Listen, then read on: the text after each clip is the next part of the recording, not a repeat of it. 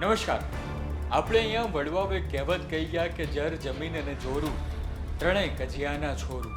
આમાં આજે જર અને જમીન બાબતે એવો કજિયો થયો કે દીકરાએ પોતાના જ દાદાનો જીવ લઈ લીધો.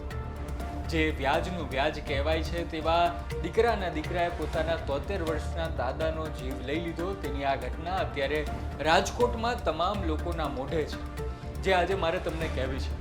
નમસ્કાર, તમે જોઈ રહ્યા છો ગુજરાત તક અને હું છું કૃણાલ. આજની આ ક્રાઇમ સ્ટોરી બની છે રાજકોટમાં. 25 તારીખની વહેલી સવારે હીરાભાઈ મકવાણાને ફોન આવે છે. આ હીરાભાઈ મકવાણા કોણ છે, ફોન કોણનો આવ્યો, તે તમામ વાત હું કરું. હીરાભાઈ મકવાણાને ફોન આવે છે મોહિતભાઈ મિયાત્રાનો. આ હીરાભાઈ એ મોહિતભાઈના ફુવા થાય છે, માફ કરજો.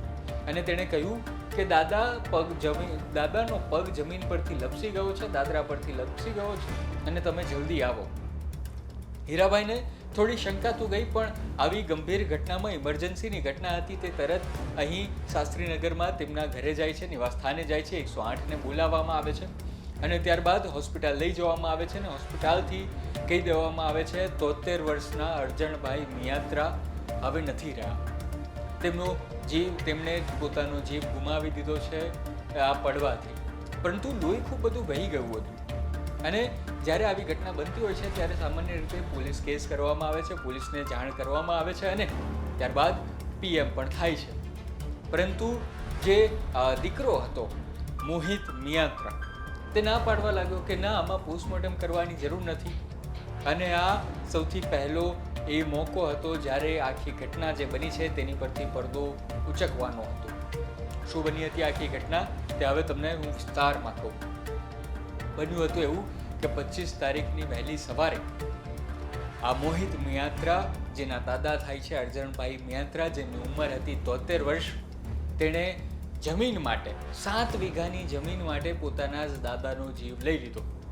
અને આ વાત પરિવારમાં કોઈનાથી છુપી નહોતી, કારણ કે અઠવાડિયા પહેલાં જ પરિવારમાં આવી રીતે લડાઈ થઈ હતી અને મોહિતે જે પોતાના દાદા છે તેની સાથે ખૂબ વધારે લડાઈ કરી હતી. અને બંને વચ્ચે લડાઈનું કારણ એ જ હતું કે આ મોહિતે તેમની જે વારસાગત જમીન આવેલી છે, 7 વીઘાની જમીન હતી, તેની પર લોન લીધી હતી, વ્યાજે ધિરાણ લીધું હતું. અને ત્યારબાદ તે પૈસા 2.5 લાખ રૂપિયા જેટલાની રકમ હતી અને 1.5 લાખ રૂપિયા જેટલા તે ચૂકવી શક્યો ને ત્યારબાદ તે ચૂકવી ન શક્યો. એટલે કે મોહિત જે પૈસા લઈ લે છે, ઉડાવવામાં માહેર છે, તે આવી રીતે પહેલાં પણ દાદાનો ઉલાડિયો કરી ચૂક્યો હતો, દાદાને દેવામાં ડૂબાવી ચૂક્યો હતો. અને આ જ દાદાની 7 વીઘા જમીન પર આ મોહિતની નજર હતી. અને ત્યારબાદ અઠવાડિયા પહેલાં એક ઘટના બને છે જેમાં એવું કહેવામાં આવે છે કે મોહિતે છે તે પોતાના દાદા સાથે લડાઈ કરી અને 73 વર્ષના દાદાને જમીન પોતાના નામે કરી દેવા માટે કહ્યું હતું. કારણ કે આની પહેલાં પણ જ્યારે 2.5 લાખ રૂપિયા મોહિતે વ્યાજે લીધા હતા, ધિરાણ લીધું હતું, જ્યારે પૈસા નહોતો ચૂકવી શક્યો ત્યારે દાદા જ કામે આવ્યા હતા. અને દાદાની આ જમીન પર પોતાની કાળી નજર, મેલી મુરાદ રાખીને બેઠો હતો. અને ત્યારબાદ ઘટના એવી બની કે આવેશમાં આવીને તેણે પોતાના જ દાદાને લોખંડના ટેબલ અને લાકડા વડે એવો ગંભીર મૂઢમાર માર્યો, એવો જીવલેણ હુમલો કર્યો, એવો પ્રાણઘાતક હુમલો કર્યો કે ભૂલી ગયો કે આ એના દાદા છે. જે બાપે તેને જન્મ આપ્યો, એ બાપને જન્મ આપનારા દાદાનું એણે આ રીતે કાસળ કાઢી લીધું. જે દીકરાને વ્યાજનું વ્યાજ કહેવામાં આવે છે, મૂડીનું વ્યાજ કહેવામાં આવે છે, તે જ દીકરાએ પૈસા માટે, જમીન માટે, જર માટે ન કરવાનું ખરીદ્યું.